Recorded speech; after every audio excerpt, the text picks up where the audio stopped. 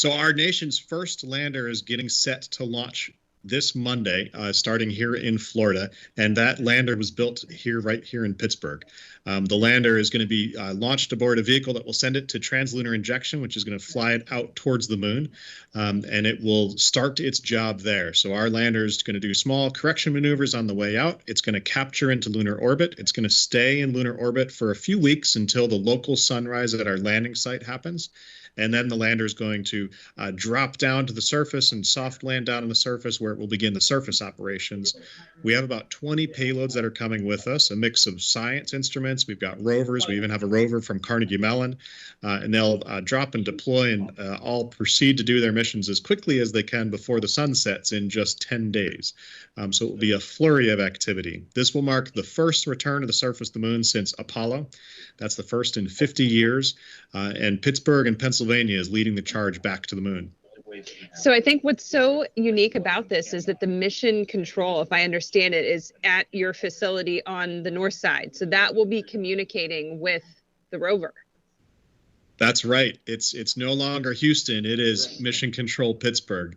And that's where we're going to be watching the lander, seeing the live video and images come back from the surface, seeing the data come back. As soon within about an hour or an hour and a half after launch, we're going to be connecting and communicating to the spacecraft, and we're going to be controlling it from Mission Control Pittsburgh for several weeks as it goes out for our February 23rd landing. It will be incredibly exciting. And Pittsburghers and the whole region can come and experience this at the Moonshot Museum. It's just a stone's throw. You can actually see straight through to Mission Control and see where we're controlling the spacecraft as we're flying it out and getting it ready to land on the moon. When you guys are now in Cape Canaveral, this is for the launch. But am I correct in understanding that your hands are essentially tied? Like, you guys aren't actually controlling the launch, right? This is the United Launch Alliance that's doing this? That's right. Our lander flies on a United Launch Alliance rocket. So it's a 200-foot tall rocket. I was just underneath that rocket earlier today, getting a tour of the final launch configuration. It's an impressive, large vehicle. It's going to get rolled out to the pad in the next day or two, where it will then get lit up and launched. This is the actually maiden voyage of United Launch Alliance's first launch, Vulcan, and it will fly just our lander. Our lander is the entire payload package that will be flying up on this launch. And they're a private company too, right?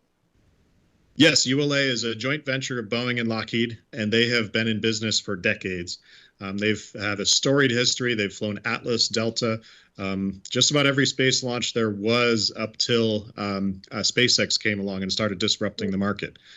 So they are our launch provider. They've got great track record of success, and we've got every confidence in the mission coming up. How long will it be from when takeoff happens to when control is taken over from Pittsburgh? Pittsburgh will take over within an hour or two of launch. So as soon as we're separated from the launch vehicle, that's when Mission Control Pittsburgh takes over. What is the general feeling amongst your team who's been working at this for over a decade as we sit now 3 days away from the launch? That's right. For me personally, it's been 16 years. It's been a long, long, long time coming. As you might imagine, we had a lot of people that didn't believe us along the way, that a small startup in Pittsburgh, of all places, could build a space company, much less a moon company that can make money. We did just that. We're now 250 people. It is a mix of excitement, feeling of accomplishment to get to this point, but we're also all terrified. There's a lot on the line, and we've done everything we can to increase our odds of success. But at the end of the day, we are up against the hardest environment known to man, and we'll be braving the elements and going at it. So we're very, very excited. It's edge of our seats. Obviously, this is a huge challenge, or more companies, or even our government, probably NASA, would have been back to the moon. What are the specific challenges of the moon versus just like launching a satellite up into space? The biggest challenge of the moon compared to satellites is that it's deep space. You're talking 250,000 miles from Earth. It's a round trip communication delta of about 10 to 30 seconds just to send a command, so you can't even joystick it. And the spacecraft can only be tested in a lunar environment and can only operate in a lunar environment. So if we had it fully fueled sitting out in a parking lot in Pittsburgh and we lit it up, it would make a bunch of fire and smoke, but it wouldn't go anywhere. So we can't even actually test fly it here because it's designed for moon gravity, which is 1/6 of Earth gravity. So the hardest thing is that it is flying and being flown for the first time when we fly it in space. So we are testing the systems as we fly it and literally calibrating the spacecraft as we fly it, all 250,000 miles from Earth, communicating over satellites.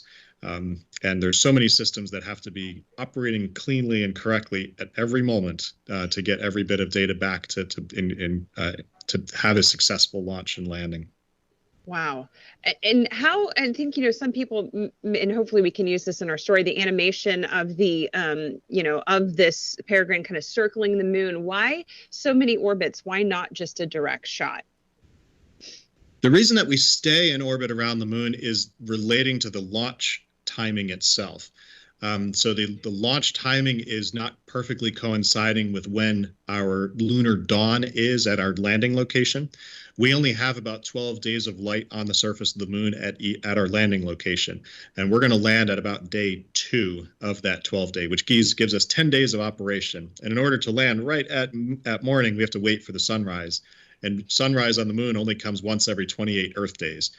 So we have to take some time in lunar orbit waiting for that local sunrise to occur to then start that landing down to the surface. And then to get out to the moon, we spend a little extra time because we're trying to have a very efficient trajectory, i.e. we're saving fuel, trying to get as much performance of the spacecraft as possible so that we can deliver as much payload, i.e. customers, down to the surface as possible. Yeah, NASA chose this location specifically, right? Yes, NASA chose this location. It's a location near a place called the Grundheisen Domes on the moon, and it's a place of great scientific interest. The place that we are going to land specifically in the vicinity of this is relatively benign. We're trying to go for one of the easier spots to land on the moon to start. Our next mission, flying later this year, goes to the poles of the moon, and it's going to deliver a 450-kilogram, almost 1,000-pound rover to the pole of the moon to drill for water. And the poles are a much more challenging environment. So it's really important this first mission is successful as a lead up and a test for that second mission later this year. Now, this one's not coming back, right? It's staying up there? Yes, these are all one-way trips. So these are robotic vehicles. They'll last about 10 days. This first one will last about 10 days on the surface. The second one is literally just a delivery craft. So as soon as the rover lets go, that's it. We're done. They will be very, very short missions, relatively speaking. But long-term, we are building the technology and the capabilities to do multi-year operations on the moon. The problem is when it gets dark, it gets to liquid nitrogen cold and stays that way for 2 weeks. It's very hard to survive that environment. Yeah. Are you from Pittsburgh, or is anyone on your team born and raised? We've got a lot of local Pittsburghers, and we have a lot of Pittsburgh boomerangers. There's a ton of folks at our company that went off to work in the space industry because they love space, and they were able to come back to Pittsburgh to live near their families and work in space now because Astrobotic exists.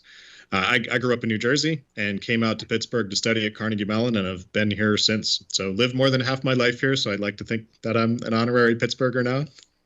For sure. Is there anything specific Pittsburgh on board on Peregrine? Terrible Towel? There are multiple Pittsburgh pieces are attached to this thing. First is that there's a rover that Carnegie Mellon built, and it was built by students at Carnegie Mellon, which is the first student-built rover that will go anywhere beyond Earth. We did a contest in Pittsburgh to figure out what part of Pittsburgh's culture will go to the moon. A Terrible Towel was in the running, as well as songs from Mr. Rogers' Neighborhood and Primanti Sandwich. I'm not sure how exactly that would work, and a few other things, but what actually ended up winning was a token from Kennywood. So there is a token from Kennywood on the lander representing Pittsburgh to go to the moon. Oh, I love that. That is so cool. Where specifically are you going to be to watch the launch? I am right down in Florida today. I was just out at the pad checking out the launch vehicle. On launch day, I'll be sitting on top of a building just a couple miles away from the launch pad, witnessing the launch. And I'll be together with the launch team at United Launch Alliance and with friends and family and supporters and customers. And really looking forward to a great day starting on the 8th. Will Peregrine be able to transmit any video back anywhere we can go to see some live pictures or anything like that? The best way to follow this along live is to either tune into NASA TV, or there's also a link that Astrobotic is making available to follow the streaming activities on here. And then over the course of the mission, we'll be updating and sending out videos and pictures along the way. Olivia and Audra would be the best to give you the links on that. Got it. I know you're busy. I could talk to you for another 4 hours, but I'm not going to do that to you. Is there anything else that you want to add that you think is important for this history-making moment? I think it's I like to think that if Pittsburgh can land on the moon, Pittsburgh can do anything. We have been through some tough times as a city and as a region. We've reinvented ourselves. We've built ourselves into a tech hub. This is really, I think, an exclamation point on that transformation. It's our coming out party to say, like, hey, if we can land on the moon, we can do anything. And I think this is Pittsburgh at its best. This is 16 years of hard work. We don't have a billionaire backing us. We don't even have major backers at all. We've just been building this up ourselves. And that's a very Pittsburgh way to do things. We've got 250 people at the company now. We've captured upwards of 450 million in NASA contracts. And we did that on just a very small amount of investment. And otherwise, it was just been sweat equity from all of the people that have supported us over the years. So I think this is a testament to the city, to the region, and to what we can do when we put our hearts and minds to something. All right, awesome. And I guess let me ask you one last question. So I know you said you have this other mission looking for water at the poles coming up later this year. Where do you hope this company can go in 10, 20 years and beyond?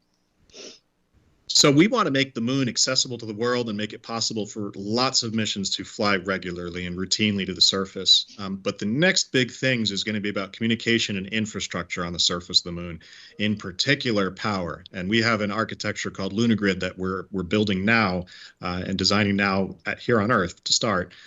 To build a system of sustainable power grids at the poles of the moon that could provide power for multiple years, could charge astronaut suits to rovers, to tools and whatever else you might need down on the surface, to eventually one day provide power to extract resources from the moon and take the water at the poles of the moon and turn it into rocket fuel. So we see Astrobotic building this progression, building up the capability of robotic activities in space and around the moon, and one day using the resources in space for in-space activities, and maybe eventually bringing those resources back home to Earth for use here. Yeah. Wow, this was so great to talk to you. Thank you. You guys are inspiring. I can't wait to share the story with our audience, and Pittsburgh is like so behind you. I can't wait to watch this. Awesome. Well, thank you so much for telling the story.